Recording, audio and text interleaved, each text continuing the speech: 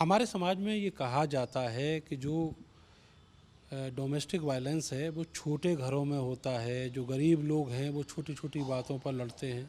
ऐसा नहीं है, जो हाई प्रोफाइल लोग हैं उनके बीच में भी ये सारी चीज़ें चलती हैं। सबसे गंभीर बात यह है कि ऐसे मामलों में जो पुलिस है उन परिवारों के रसूखों के चलते एक्शन नहीं लेती, इसीलिए वो सारे मामले या तो दब जाते हैं या फिर वो पीड़िताएं भटकती रहती हैं।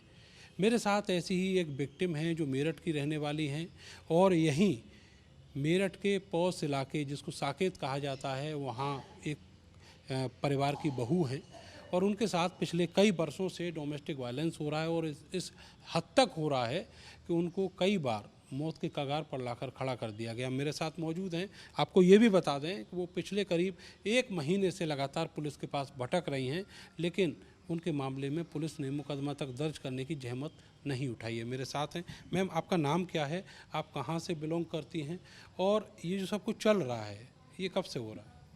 तो मेरा नाम त्रिशा है और मैं यहाँ मेरठ से ही हूँ। मैं पहले दिल्ली में रहती थी, अपनी पढ़ाई की है वहाँ पे, मैंने अब जॉब भी करा है। और ये जो मेरे साथ डोमेस्टिक वायलेंस चल रहा है ये 2016 से चल रहा है। शादी के 1 साल बाद ही शुरू हो गया था, मेरे बड़े बेटे के जन्म के बाद। मतलब वो 16 दिन का था, उसके बाद से ही ये सब चीज़ें शुरू हो गई हैं। और मारपीट बहुत ज़्यादा हद तक की जाती है। परिवार वाले जो भी हैं, जो लोग हैं सदस्य, उन लोगों को मतलब उन्होंने मेरी गरिमा को हमेशा ठेस पहुंचाई है और हमेशा मेरे पति को बढ़ावा दिया है कि अगर सामने से कोई जवाब दे रहा है, तुमसे बहस कर रहा है, तो उसका उत्तर तुम्हें सिर्फ मारपीट करके ही देना होगा। अच्छा, जो आपका फैमिली है, ससुराल जो है आपका, वो क्या नेचर है उसमें जो लोग रहते हैं? इसके अलावा आपसे ये भी जानना चाहेंगे कि जो आपका प्रोफाइल है, आपके परिवार का प्रोफाइल और जो आपके ससुराल का प्रोफाइल है उसमें कितना अंतर है? जो मेरे परिवार का प्रोफाइल है सर, मैं तो बहुत ही साधारण परिवार से हूँ। मेरे पिता रिटायर्ड एसपी रहे हैं, वो भी पैरामिलिट्री सीआरपीएफ में। उन्होंने हमेशा मतलब कि देश की सेवा करी है। हमारा बचपन हमेशा अलग अलग जगहों पे बीता है, जिसमें आसाम, जम्मू, भोपाल, इन सब जगहों पे हम रहे हैं। आर्मी पब्लिक स्कूल से हमने पढ़ाई करी है और कभी ऐसे लोगों से कुछ सामना नहीं हुआ, क्योंकि आप खाली बैठते हैं तभी लोगों से मिलना जुलना होता है। तो इसके बाद मेरठ में मैं आई। मेरठ में आने के बाद मेरी आते ही यहाँ पे शादी हो गई है। जहाँ मेरी शादी हुई है वहाँ पे बस ये सुनने को आया कि हाँ अच्छे लोग हैं, लड़की जो है सुखी रहेगी। तो इसके चलते माँ बाप ने शादी कर ली। कहने को लड़का कनाडा में रहता है, इंजीनियरिंग कर चुका है, एमबीए कर रहा है, प्रोफाइल भी अच्छा पढ़ा लिखा भी लगा मुझे। बात भी हुई 6 महीने शादी से पहले। कुछ ऐसा कभी लगा ही नहीं कि ये आदमी डोमेस्टिक वायलेंस भी कर सकता है, ये मतलब इस चीज़ को बढ़ावा दे सकता है या ऐसी कोई प्रतिक्रिया हो सकती है इनकी तरफ से। उसके बाद शादी के 1 साल के अंदर ही मुझे ससुराल में चीज़ें पता चल गई थी कि थोड़ा सा फैमिली तो डिस्टर्ब्ड है। कुछ चीज़ें पता लगी कि चाचा जो हैं बीच वाले, वो 3-4 शादियां कर चुके हैं। पहली जो इनकी वाइफ थी वो भी काफ़ी 30 साल पहले हंगामे करके गई थी। और ये इसी बात पे हुआ था कि इनका जो आचरण है बहुओं को लेकर के ठीक नहीं है। बदतमीज़ी से बात करना, गाली गलौज करना, दारू पी करके बहुओं के कमरे खटखटाना, बाहर निकालना, सवाल जवाब करना है, जो कि मतलब आम इंसान इस सब चीज़ों में अपने आप को इन्वॉल्व करना पसंद नहीं करता। दूसरा, जब मैं समझ गई कि ससुराल में थोड़ा तो है, मतलब कि रात में दारू पीते हैं, पार्टीज़ करते हैं, म्यूज़िक चलता है और दारू की तो हमेशा ही खुशबू आती रहेगी वहाँ पे। फिर मैंने देखा चाचा जो हैं इनके घर में एक उनकी विवाहित स्त्री है, उनको छोड़ कर के नीचे वो वहाँ पे रहती है, एक अपनी ऊपर किसी दूसरी के साथ रहते हैं। वो दूसरी मैडम वहाँ से आ गई हैं अमेरिका से, तो उनके साथ रहते हैं। अब जानने को देखा जाए तो इन्होंने कोई अपनी पहली वाइफ से डिवोर्स नहीं लिया, दूसरी ये ला करके वहाँ पे रखे हुए। तो इतना जब खुला माहौल इस टाइप का था तो मेरे लिए तो बहुत एडजस्ट करना ही एक तरीके से मुश्किल था। मैं बस ये दिन रात ये दुआ करती रहती थी मैं यहाँ से निकलूँ, मेरे पति कनाडा में जॉब करते हैं, मैं वहाँ पर चली जाऊँ। मीनवाइल जब मेरा बेटा हो गया है, बेटे के होने के 16 दिन बाद इन्होंने मेरे साथ हिंसा करनी शुरू कर दी है। इसके बाद मेरा बेटा हुआ है, एक और अलग चीज़ मुझे देखने को मिली है कि इन लोगों का झुकाव जो है बेटे की तरफ हो गया है। ठीक है, आपको पोते से प्यार है, लेकिन मुझे ये समझ में नहीं आता कि मदर को अपने बेबी से आइसोलेट करने की क्या ज़रूरत पड़ गई है। कि आप बच्चे का ध्यान रख रही हैं, आप फीड करा रही हैं, उस वक्त आप बच्चे को छीन करके ले जा रहे हैं। वो मतलब उनका एक ऐसा व्यवहार था कि इसके साथ बच्चे को हम नहीं। आपका कनाडा भी जाना हुआ अपने पति के साथ? जी, मेरा 2017 में जाना हुआ, जिसमें ये उन्होंने वहाँ पे भी मारपीट करी, मारपीट करके मुझे वापस ले आए, बोले ये यहीं पे रहेगी। फिर 1 साल मुझे फिर से यहाँ पे रखा, वही ससुराल वालों का उत्पीड़न। मेरे ससुर जी का बिहेवियर बहुत ही ख़राब था, मतलब दारू पीना, बदतमीज़ी करना, कैसे कैसे शब्दों का प्रयोग करते हैं, लल्लू चंद, स्टूपिड, हीरोइन, ये तो इनके मतलब टिप्पणियाँ थी अपनी बहू को लेकर के। ये सब मैंने सहा है, मैं ये तो मुंह से बोलते हैं, ये भी सहा है। उसके बाद फिर आप 1 साल यहाँ पे रुके। 2018 में फिर से मैं गई अपने हस्बैंड के साथ, मैं कहा चलिए कनाडा चलते हैं, यहाँ पे बच्चे को नहीं रख पाएंगे, वहाँ पे ठीक है। गए वहाँ पे, मेरा दूसरा बेटा होने वाला था, इन्होंने वहाँ पे तब भी हिंसा करी है मेरे साथ। इनको हर चीज़ पे गुस्सा आता है कि लोग औरत होकर के आदमी से क्यों ज़बान चला रही हो, और मैंने जब कह दिया कि ये सब्ज़ी नहीं बनेगी तो फिर ये क्यों बनी है, इस बात पे मारपीट। और उसके बाद फिर जैसे तैसे वो टाइम कटा है। 2020 में इन्होंने मुझे इतनी बुरी तरीके से मारा कि मेरे सर पे टाँके आ गए। फिर मैंने इनके परिवार वालों को ही वो पिक्चर्स भेजी, इनकी बहनों को, इनके पूरे घर में मैंने वो भेजा है, जो भी इनकी फैमिली है, कि आप ये वाला वाकया जो है ये कनाडा का है? ये जो वाकया था सर फटने वाला, ये कनाडा का वाकया था। और मैंने बस इसी चलते भेजा कि आप अपने बेटे को समझाइए, जिस तरीके की वो चीज़ें कर रहा है। वहाँ से उल्टा सुनने में आ रहा है कि अगर जवाब दोगी तो पिटोगी। जवाब दोगी पिटोगी का क्या मतलब है? क्या आपको इतनी बुरी तरीके से पिटता है अगर वो जवाब देता है? कोई एक बंदा मेरे सामने ये नहीं आया बोलने के लिए। इनकी बहनें हैं, गुड़गांव में हैं, एक आगरा में है, अच्छे परिवार में गई हैं, पढ़ी लिखी हैं। मैंने कहा आप लोग एक बार के लिए मुझसे बात कर लीजिए। मुझे इन्होंने दोपहर में घर से बाहर निकाल दिया है। 22 की फरवरी की बात है, इन्होंने मुझे घर से निकाल दिया। उसके बाद मैंने इनके पास कई फ़ोन करे। शुरुआत से इनका ये रहता है निकल जा, चली जा, निकल जा, चली जा, घर से निकाल देंगे। ये जो सविता सिंह है, ये मेरे हस्बैंड की दादी है, इन्होंने हमेशा मेरे हर परिवार वालों को ह्यूमिलेट करा है कि आप अपनी बेटी को ले जाइए, आप अपनी बेटी को ले जाइए, हमें नहीं रखनी ऐसी लड़की। हम ऐसी लड़की, कैसी लड़की, कैसी लड़की? मैं इनसे ये पूछूं कि कैसी लड़की, कि भाई आप पे हिंसा हो रही है, आप उसका जवाब दे रहे हैं, आप पूछ रहे हैं, आप सवाल कर रहे हैं, तो ये ऐसी लड़की को घर पे नहीं रखना चाहते हैं ये। उसके बाद फिर ये चीज़ हुई है 2022 में ही, ये लोग वहाँ कनाडा आ गए हैं। वहीं पे हस्बैंड जो अपने पेरेंट्स के सामने बहुत ज़्यादा, मतलब उनको लगता है कि अब मैं कुछ भी कर सकता हूँ, कह सकता हूँ, पेरेंट्स के सामने वही बदतमीज़ी करनी शुरू करी और ये सब। तो वहाँ की पुलिस आ गई उधर, उन्होंने इनको रिस्ट्रेनिंग ऑर्डर दे दिया कि आप इनसे दूर रहेंगे।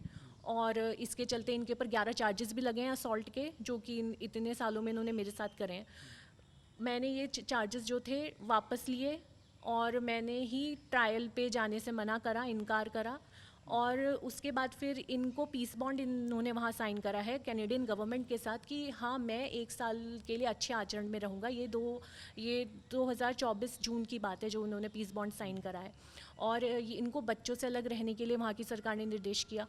ये मुझे पीस बॉन्ड का इतना ज़्यादा आइडिया नहीं था, क्योंकि मेल्स वगैरह सब अपने कंट्रोल में रखते थे, इन्होंने वो सब चीज़ें भी डिलीट कर दी हैं। मैं इंडिया में आ गई हूँ इनकी मदर और इन सब के कहने पर कि नहीं अभी थोड़े दिन के लिए बच्चे यहाँ पे रह लेंगे। यहाँ आते ही इनका जो था स्वभाव बदल गया कि नहीं अब तो तुम कनाडा वापस नहीं जाओगी।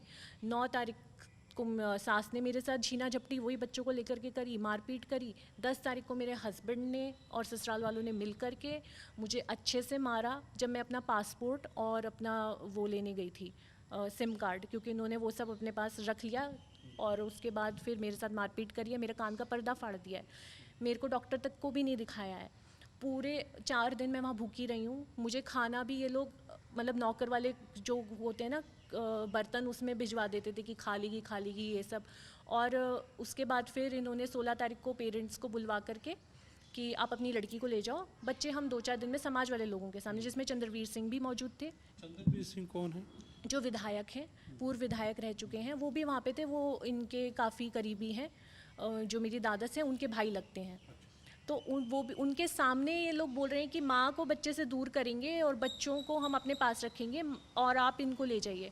बच्चे आप अपने पास कैसे रख सकते हो? मैंने बोला भी मेरे को बच्चे अपने पास चाहिए, तो ये माने नहीं वहाँ पे, क्योंकि ये इनका चल रहा था कि नहीं अभी तुम इतने जवाब मत दो, तुम इतना मत बोलो, चुप रहो, कोई नहीं, बच्चे बाद में दिलवा देंगे। इस बीच इन्होंने मेरी फेक FIR कर दी है। 21 जुलाई को इन्होंने करी थी, इसका भी मुझे कोई आइडिया नहीं। फिर वही समाज वालों के चक्कर में मैंने 8 अगस्त को इनके साथ मीटिंग करी है। बीच में मेरी सर्जरी भी हुई है कान की, राइट ईयर की, जिसमें उन्होंने बताया डॉक्टर ने कि आपका 25% हियरिंग लॉस हो चुका है परमानेंटली। उसके भी पेपर्स मेरे पास पड़े हैं। ये सब चीज़ें होने के बाद मुझे 18 अगस्त को पता चल रहा है, वहाँ समाज वाले लोगों के सामने, फिर से चंद्रवीर के सामने 8 अगस्त को इन्होंने मुझे धमकी दी है कि तू लेकर के दिखा दे बच्चे। मैं बोल रही हूँ वहाँ पे इतने सारे लोग मौजूद हैं, आप किसी को ऐसे बोल रहे हो कि बच्चे छीन करके, बोले तू लेकर के दिखा दे बच्चे। ये करके वो लोग वहाँ से निकल गए हैं। इन्होंने बोला नहीं देखो, अब तुमने बोल दिया उनको कि तुम हिंसा करते हो, अब वो इस बात पे नाराज़ होकर चले गए। ये कोई नाराज़गी की बात नहीं थी। तो मैंने कहा ठीक है। फिर 18 अगस्त को मेरे पास पुलिस का कॉल आता है, जी आपके अगेंस्ट FIR हुई है। अब ये चीज़ से मेरे को समझ में आ गया कि काफ़ी ज़्यादा इन लोगों का दबदबा है और ये बहुत ज़्यादा परेशान कर रहे हैं। मैं पुलिस स्टेशन भी गई हूँ। पुलिस स्टेशन में मेरे साथ काफ़ी मतलब कि उन्होंने पूछताछ करी, ये सब कुछ करा। मैंने अपने चीज़ें भी दी हैं कि ये मेरा मतलब कि मेरे डिफेंस में चीज़ें थी, बट वही है कि अब वो अपनी तरफ से क्या जांच कर रहे हैं, क्या नहीं कर रहे हैं, ये मुझे नहीं पता है। तक आप किस किस से मिल चुकी हैं और उनसे क्या आश्वासन आपको मिला है? मैं अभी तक बाल कल्याण में गई हूँ। बाल कल्याण में मेरा चल रहा है। और दूसरा मैं पुलिस के पास सिविल लाइंस में मैं 27 को भी गई थी, ये बोलने के लिए कि मुझे घर में नहीं घुसने दिया जा रहा है मुझे, क्योंकि बच्चों से मिलना है और वो ये भी नहीं बता रहे हैं कि बच्चे हैं कहाँ पर। तो मैं सिविल लाइंस गई तो उन्होंने कच्ची तहरीर रख ली, वहाँ पे कोई कार्रवाई नहीं हुई, कुछ नहीं बताया कि क्या कर रहे हैं क्या नहीं कर रहे हैं। बाल कल्याण में मजबूरन मुझे जाना पड़ रहा है। बाल कल्याण में भी हेयरिंग हो रही है। बाल कल्याण वालों ने भी इनको बोला है कि आप बच्चे प्रस्तुत कीजिए, ये बच्चे ही नहीं लेकर के आ रहे हैं। और बाल कल्याण वालों से कह रहे हैं कि वो माँ एग्रेसिव हो जाएगी इसलिए हम बच्चे ही नहीं ला सकते हैं। ये तो कोई तरीका नहीं होता, आप अपनी तरफ से डिसीजन दे रहे हैं उनको। आज आप अधिकारियों से मिले हैं, उन्होंने क्या कहा? मैं यहाँ पे अभी सर्कल ऑफिसर के पास गई थी सिविल लाइंस में। पहले तो उन्होंने काफ़ी मतलब कि इस चीज़ को बोला कि आपने हमारे आयो पे सवाल खड़े करे। मेरे आंसू निकल गए थे जिस तरीके से वो बात कर रहे थे मुझसे। और क्योंकि मैं ही पीड़िता हूँ, मुझे ही इतने सवाल जवाब देने पड़ रहे हैं। उन्होंने बोला आपने कैसे करा, हम तो ये करें, हम तो वो करें। अब ये तो आप अपनी तरफ से कुछ भी बना दें कि हमने आपको कॉल करी थी, ये करी थी, वो करी थी। मेरे पास तो कॉल 18 अगस्त को ही आई है सर। मेरे पास मैसेज भी 18 अगस्त को ही आया है। ये बोले हमारी जांच में तो कोई कमी नहीं है, ये नहीं है, आप हमारे आईओ पे कैसे सवाल खड़े कर सकती हैं। मेरे को तो बोलने ही नहीं दिया था। मैं जो भी बोल रही थी, बोले देखिए आप बदतमीज़ी मत कीजिए। अरे आप मुझे बोलने तो दीजिए। मेरे फादर मेरे साथ थे, he is a retired SP, उनको हैरेस कर रहे थे। उनको मतलब बहुत ही मतलब मुझे नहीं लगता कि कोई मतलब कि संवेदनशीलता थी इस चीज़ को लेकर के। बोले हाँ जी ठीक है आपका काम हो जाएगा, ये कह कर के उन्होंने मुझे भेज दिया। बाद में बुलाया, बोला कि जी सॉरी फॉर आवर बिहेवियर। अब ये तो कोई बात नहीं होती ना कि आप पहले थूक करके चाटने वाली बात हो गई है। आपने इतना ह्यूमिलेट कर दिया, एक सॉरी ये कोई वो नहीं करती। आपने मेरी गरिमा को कितनी ठेस पहुंचाई है इतने सारे पुलिस ऑफिसर्स के सामने। जिस पुलिस ऑफिसर ने मेरे साथ बदतमीजी करती थी, मिस्टर महावीर, वो वहाँ पे झेप रहे थे, हंस रहे थे।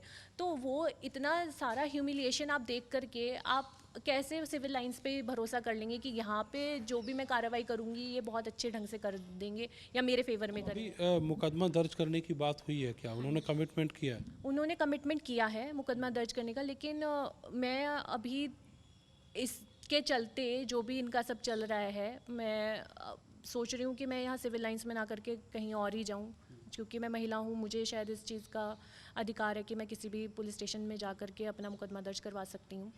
तो लेकिन सिविल लाइंस के साथ मेरा बहुत ही खट्टा एक्सपीरियंस रहा है और मुझे कितने चक्कर में अभी तक आपने लगाए होंगे? सर मेरे हो चुके हैं। मेरी FIR के चक्कर में मैं एक बार गई थी वहाँ पे 21 को, और उसके बाद फिर मैं दोबारा मेरे जो 2 बार ये कच्ची तहरीर हुई है कि जिसमें एक बार बच्चों से नहीं मिलने दे रही हैं, वो जो चंद्रवीर सिंह की जो बहन है, उन्होंने मुझे बहुत धमकी दी थी कि तू चली जाए यहाँ से, मैं गेट भी नहीं खोलूँगी। मेरे पास उसका भी वीडियो पड़ा हुआ है।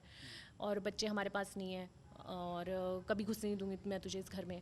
बहुत बहुत ह्यूमिलिएशन था। क्या लग रहा है आपको, उनका पॉलिटिकल प्रेशर है, उस वजह से पुलिस काम नहीं कर? मुझे ये लग रहा है पॉलिटिकल प्रेशर भी है और कुछ ब्राइबरी भी है, क्योंकि महिला थाना में मेरी बात हुई थी। महिला थाना में बोला गया था कि ये लोग यहाँ पे भी गए थे, ससुराल वाले, कोई जितने पैसे रखने रख लो, हमारी FIR हो जानी चाहिए, बेबुनियाद। ये था। अब आपको है उम्मीद कि इंसाफ होगा? नहीं, सिविल लाइंस में मुझे नहीं लगता इंसाफ होगा। मैं कहीं और किसी थाने में जाऊंगी, उधर से मुझे लगता है कि शायद कुछ हो, लेकिन तो मुझे यहाँ पे कोई उम्मीद नहीं है। बहुत शुक्रिया हमसे बात करने के लिए। तो अभी तिशा जो हैं वो केवल भटक ही रही हैं। उनके मामले में पुलिस ने 1 महीने की कवायद के बाद मुकदमा तक दर्ज नहीं किया है। सबसे बड़ा सवाल ये है कि उत्तर प्रदेश की सरकार ये कहती है बेटी बचाओ, बेटी पढ़ाओ और बेटी बढ़ाओ, लेकिन इसी सरकार में जो बेटियां हैं वो इस तरीके से प्रताड़ित हैं। कैमरा सहयोगी सानू के साथ मैं नरेंद्र, भारत समाचार, मेरठ।